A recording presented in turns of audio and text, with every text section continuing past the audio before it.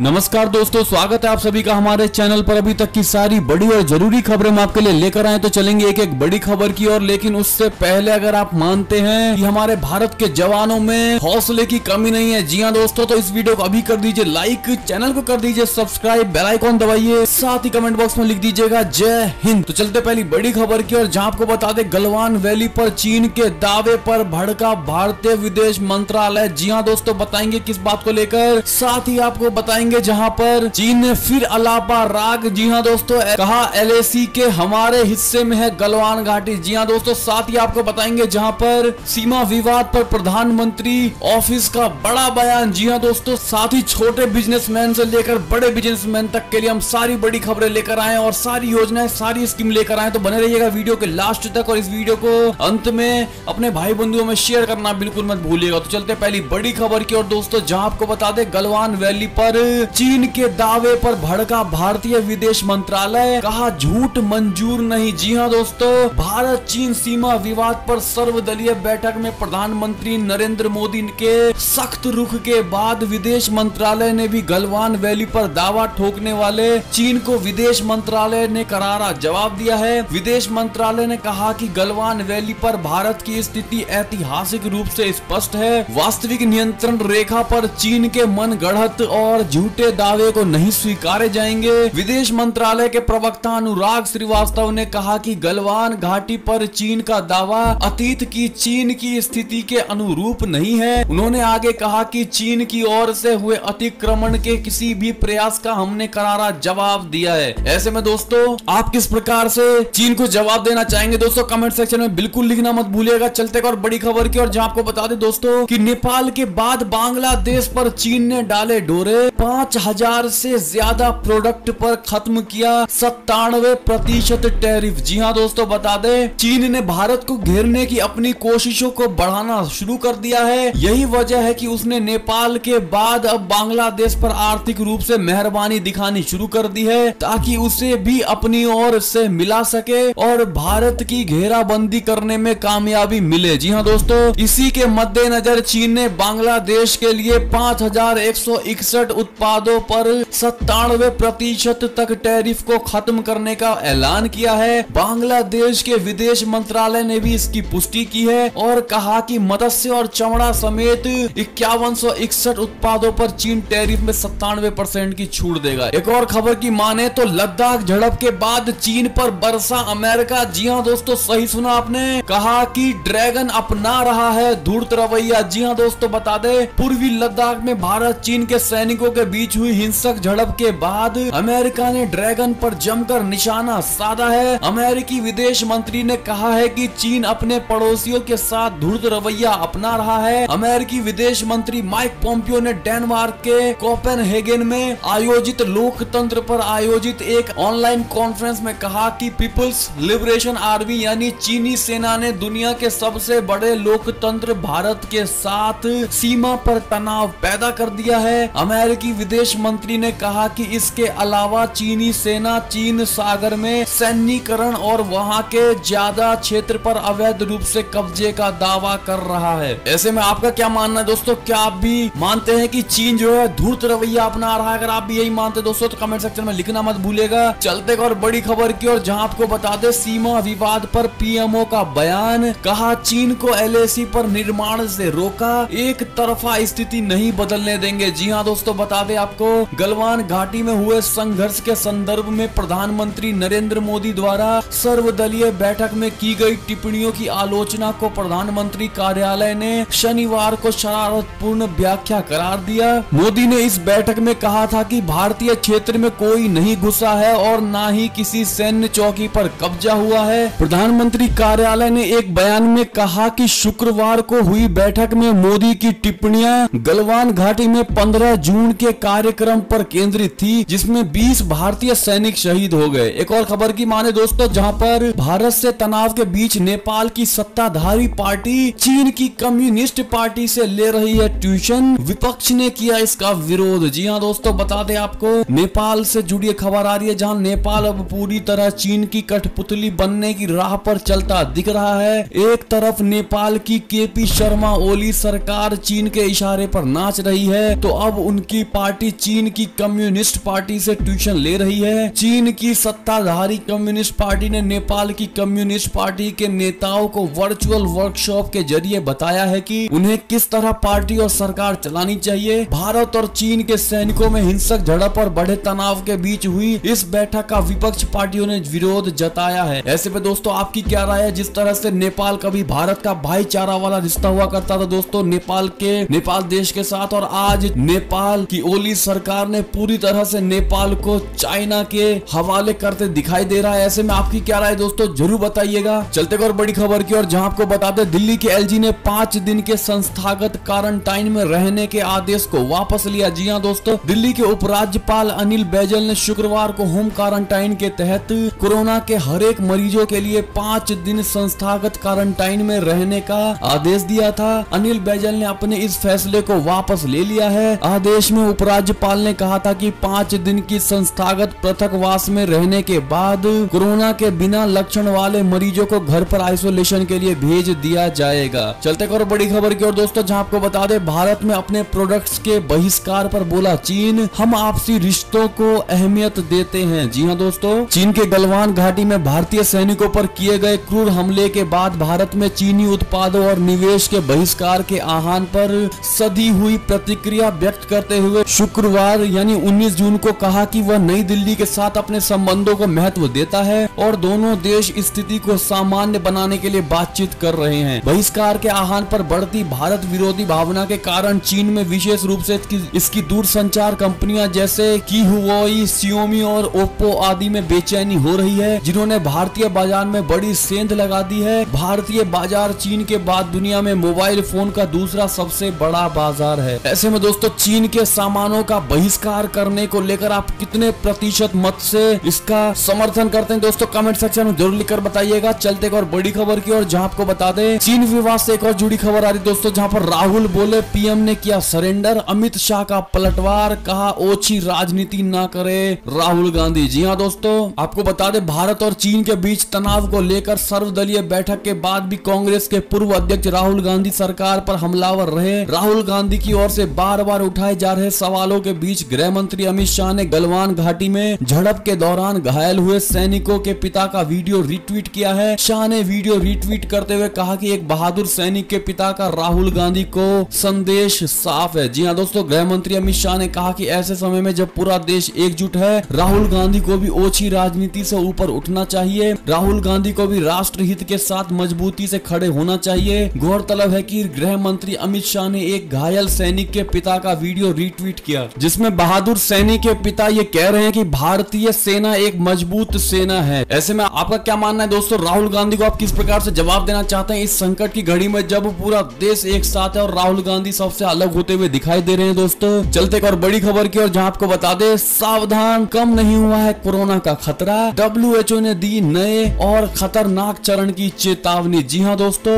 यदि आपको लगता है कि कोरोना वायरस कमजोर पड़ रहा है और आपको अब ज्यादा खतरा नहीं है तो आप बिल्कुल गलत है। जी हां दोस्तों, विश्व स्वास्थ्य संगठन WHO ने कोरोना महामारी के नए और खतरनाक चरण की चेतावनी दी है। आपको बता दें दोस्तों, WHO प्रमुख टेड्रोस एडहोम घेब्रेयेसस ने शुक्रवार को एक वर्चुअल प्रेस कॉन्फ्रेंस में कहा कि दुनिया महामारी के एक नए और खतरनाक चरण में है। अधिकांश लोग घरों में बंद रहकर तंग आ गए हैं, लेकिन हालात अभी सुधरे नहीं हैं। वायरस अभी भी तेजी से फैल रहा है। अमेरिका के साथ ही दक्षिण और पश्चिम एशिया में भी बड़ी संख्या में नए मामले सामने आ रहे हैं, जो चिंता का विषय बनने वाला है। आपको बता दें कोरोना वायरस का प्रकोप लगातार जारी है और इससे बचने के लिए घर में रहना ही एक सबसे बड़ा उपाय है दोस्तों। तो कृपया करके घर में रहिएगा और घर से बाहर मत निकलिएगा। और आप में से कितने ऐसे लोग हैं जो लॉकडाउन का पूरी तरह से पालन कर रहे हैं, वो हमें जरूर बताइएगा कमेंट सेक्शन में लिख के। चलते और बड़ी खबर की और, जहां आपको बता दें भारत जवाब देने में है सक्षम, प्रधानमंत्री मोदी के इस भाषण को चीनी सोशल मीडिया अकाउंट ने हटा दिया। जी हां दोस्तों, आपको बता दें चीन के 2 सोशल मीडिया अकाउंट ने प्रधानमंत्री नरेंद्र मोदी के भाषण को भारतीय दूतावास के पेज से हटा दिया है। बीजिंग में मौजूद भारतीय दूतावास के अधिकारियों ने कहा कि प्रधानमंत्री मोदी के 18 जून के भाषण के साथ विदेश मंत्रालय के प्रवक्ता की टिप्पणियों को हटाने में वीवो भी शामिल है। कहा जा रहा है कि यह कदम गलवान घाटी में दोनों देशों के सैनिकों के बीच हुई हिंसक झड़प के मद्देनजर उठाया गया है। आपको बता दें भारतीय दूतावास के अधिकारियों ने कहा कि विदेश मंत्रालय के प्रवक्ता अनुराग श्रीवास्तव की टिप्पणियों की प्रतिलिपि 18 जून को सिन्हा विवो ने दूतावास के अकाउंट से हटा दिया। इसके बाद भारतीय अधिकारियों ने 19 जून को श्रीवास्तव की टिप्पणियों के स्क्रीनशॉट्स को फिर से प्रकाशित किया। ऐसे में आपका क्या मानना है दोस्तों, कमेंट सेक्शन में लिख के बताइएगा। चलते और बड़ी खबर की और जहां आपको बता दें कि रूस जाएंगे रक्षा मंत्री राजनाथ सिंह, 75वें विक्ट्री परेड में होंगे शामिल। जी हां दोस्तों, रक्षा मंत्री राजनाथ सिंह रूस की राजधानी मॉस्को में होने जा रहे 75वीं विक्ट्री परेड में हिस्सा लेंगे। रूस ने उन्हें इस ऐतिहासिक परेड में हिस्सा लेने के लिए आमंत्रित किया था। दूसरे विश्व युद्ध में सोवियत संघ की जीत की 75वीं वर्षगांठ के मौके पर रूस बेहद भव्य आयोजन करने की तैयारी में जुटा है। कोरोना संकट के चलते देशव्यापी लॉकडाउन के बाद यह पहली बार है जब रक्षा मंत्री विदेश दौरे पर जा रहे हैं। ऐसे में दोस्तों, क्या आपको भी लगता है कि वहां जाकर के राजनाथ सिंह कोई डील भी साइन कर सकते हैं दोस्तों रूस के साथ में? जरूर बताइएगा। चलते और बड़ी खबर की और जहां आपको बता दें, नेपाल अब 7 साल बाद भारतीय महिलाओं को देगा नागरिकता, बढ़ सकता है तनाव। जी हां दोस्तों, भारत और नेपाल के बीच नक्शा विवाद का असर अब दोनों देशों के बीच सैकड़ों सालों से चल रहे रोटी बेटी के रिश्ते पर भी पड़ने लगा है। नेपाल में भारतीय महिलाओं को राजनीतिक और सामाजिक अधिकारों से दूर रखने की साजिश के तहत नेपाल सरकार ऐसा फैसला ले रही है जो दोनों देशों के बीच हुए मैत्री संधि के भी खिलाफ है। जी हां दोस्तों, नेपाल सरकार ने भारत के साथ राजनीतिक और कूटनीतिक संबंध में जो दरार ला ही दिया है, अब दोनों देशों के बीच होने वाले वैवाहिक संबंध और पारिवारिक संबंध को भी खत्म करने की रणनीति के तहत एक और कदम आगे बढ़ाने का फैसला कर लिया। ऐसे में दोस्तों, आप क्या कहना चाहेंगे जरूर बताइएगा। चलते और बड़ी खबर की और दोस्तों, जहां आपको बता दें, बॉर्डर पर बीएसएफ ने मार गिराया पाकिस्तान का ड्रोन, हो रही थी हथियार की तस्करी। जी हां दोस्तों, भारतीय सेना द्वारा की गई कार्रवाई के बाद पाकिस्तान बौखला गया है। पाकिस्तान की तरफ से लगातार भारतीय सीमा की रेकी करने का प्रयास किया जा रहा है। एक बार फिर बीएसएफ ने पाकिस्तान के ड्रोन को नाकाम कर दिया है। जी हां दोस्तों, बीएसएफ ने पाकिस्तान के ड्रोन को कठुआ बॉर्डर पर गिरा दिया है। ऐसे में दोस्तों, पाकिस्तान को किस प्रकार से जवाब देना चाहिए दोस्तों, क्योंकि छोटी छोटी साजिशें वो हमेशा और आए दिन रचता रहता है। जरूर बताइएगा दोस्तों। चलते और बड़ी खबर की और जहां आपको बता दें, लॉकडाउन की तुलना आपातकाल से नहीं की जा सकती है। जी हां दोस्तों, सुप्रीम कोर्ट का कहना है। सुप्रीम कोर्ट ने शुक्रवार को कहा है कि कोरोना महामारी के कारण सरकार की तरफ से घोषित लॉकडाउन की तुलना आपातकाल से नहीं की जा सकती है। कोर्ट ने यह भी कहा है कि आपातकाल के दौरान एडीएम जबलपुर मामले में दिया गया उसका फैसला प्रतिगामी था। इसके साथ ही justice Ashok Bhushan, justice MAR Shah और जस्टिस वी रामा सुब्रमण्यम की पीठ ने मद्रास हाईकोर्ट के उस फैसले को पलट दिया जिसमें कहा गया था कि लॉकडाउन आपातकाल की घोषणा के समान है। ऐसे में आपका क्या मानना है दोस्तों, जरूर बताइएगा। चलते और बड़ी खबर की और जहां आपको बता दें, दिल्ली के निजी अस्पतालों में 100% कोरोना बेड्स कम दाम पर उपलब्ध कराएगी आप सरकार। जी हां दोस्तों, कोरोना वायरस के खिलाफ लड़ाई में दिल्ली के उपराज्यपाल अनिल बैजल ने जहां कोरोना मरीजों के लिए 5 दिन के अनिवार्य संस्थागत आइसोलेशन के फैसले को वापस लिया, वहीं दिल्ली सरकार ने भी राजधानी दिल्ली के निजी अस्पतालों में 100% कोविड बेड कम दाम पर उपलब्ध कराने का फैसला लिया है। शनिवार शाम को राज्य आपदा प्रबंधन प्राधिकरण एसडीएम की बैठक में इस पर सहमति बन गई है। चलते और बड़ी खबर की और जहां आपको बता दें, चीन में कोरोना वायरस के 34 नए मामले फिर सामने आए हैं दोस्तों। WHO को सौंपी गई वायरस की जीनोम सीक्वेंस। चलते और बड़ी खबर की और जहां चीन के गलवान विवाद पर वायुसेना प्रमुख की 2 टूक कहा, हम जवाब के लिए तैयार भी हैं और तैनात भी। जी हां दोस्तों, लद्दाख में एलएसी पर हिंसक झड़प को लेकर चीन से तनाव के बीच वायुसेना प्रमुख air chief marshal RKS Bhadauria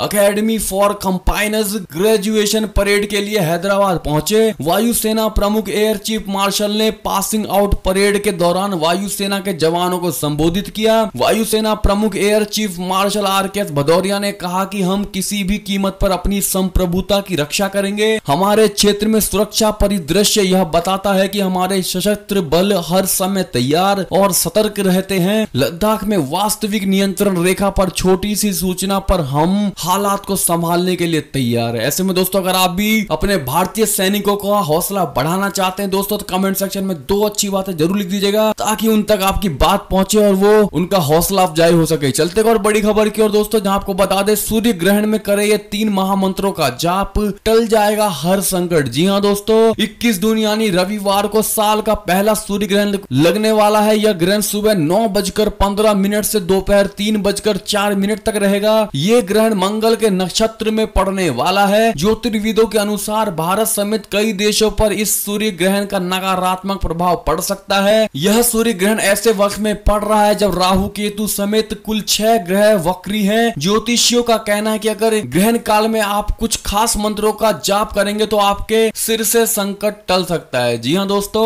सूर्य ग्रहण का सूतक काल 12 घंटे पहले यानी 20 जून को रात करीब 9:25 से लगेगा। ग्रहण में सूतक काल काफी अहम माना जाता है। सूतक काल लगने के बाद से ही आप कुछ खास मंत्रों का उच्चारण कर सकते हैं। तो दोस्तों वो कौन से मंत्र है जिससे आप लाभ पा सकते हैं, जैसा कि आप स्क्रीन पर देख सकते हैं दोस्तों, आप वीडियो को रोक करके इस मंत्र का जाप कर सकते हैं। चलते और बड़ी खबर की ओर, जहां आपको बता दे कि सीमा पर पंगा ड्रैगन को पड़ेगा भारी। भारत संग आई दुनिया भर के कई देश। जी हां दोस्तों, बता दे आपको, चीन के दूसरे देशों से पंगा लेने की नीति के चलते भारत को अमेरिका, ऑस्ट्रेलिया जैसे कई देशों का नैतिक समर्थन मिल रहा है। भारत लगातार अपने मित्र देशों के संपर्क में भी है। जानकारों का कहना है कि अमेरिका और ऑस्ट्रेलिया ने खुलकर चीनी नीति की आलोचना की है, जबकि कई देश स्थिति पर नजर बनाए हुए हैं। भारत के पक्ष में वैश्विक स्तर पर कूटनीतिक समर्थन चीन पर दबाव बढ़ाएगा। हालांकि जानकार मानते हैं कि वैश्विक स्तर पर समर्थन और दबाव से चीन अपनी नीति में कोई सुधार करेगा ये समझना गलत होगा, बल्कि चीन इसकी वजह से और भी आक्रामकता दिखाने की कोशिश कर सकता है, क्योंकि वह अपनी ताकत का संदेश देना चाहता है। चलते और बड़ी खबर की ओर दोस्तों, जहां आपको बता दें, कोरोना महामारी के चलते आर्थिक संकट से गुजर रहे क्रिकेटरों की मदद करेगा आईसीए, जुटाए 78 लाख रुपए। जी हां दोस्तों, कोरोना महामारी के चलते मजदूरों और गरीबी लोगों की नहीं काफी दिक्कतों का सामना करना पड़ा, बल्कि वित्तीय संकट से गुजर रहे क्रिकेटरों को भी परेशानियों से गुजरना पड़ा। इसी के चलते भारतीय क्रिकेटर संघ आईसीए 78 लाख रुपए जुटाने में सफल रहा और अब 57 जरूरतमंद क्रिकेटरों को कोरोना महामारी से उत्पन्न हुए संकट में वित्तीय मदद मुहैया कराएगा। चलते और बड़ी खबर की ओर दोस्तों, जहां आपको बता दें कि जब मजदूर से बोले प्रधानमंत्री मोदी, गुड़गांव तो अब दिल्ली हो गया है। जी हां दोस्तों, प्रधानमंत्री नरेंद्र मोदी ने शनिवार को गरीब कल्याण रोजगार अभियान की शुरुआत की। योजना को लॉन्च करने से पहले प्रधानमंत्री ने घर लौटे प्रवासी मजदूरों से बात की। पीएम मोदी ने श्रमिकों से योजनाओं के लाभ के संबंध में भी जानकारी ली। अन्य शहरों में मेहनत मजदूरी कर परिवार का पालन पोषण करने वाले श्रमिकों ने भी प्रधानमंत्री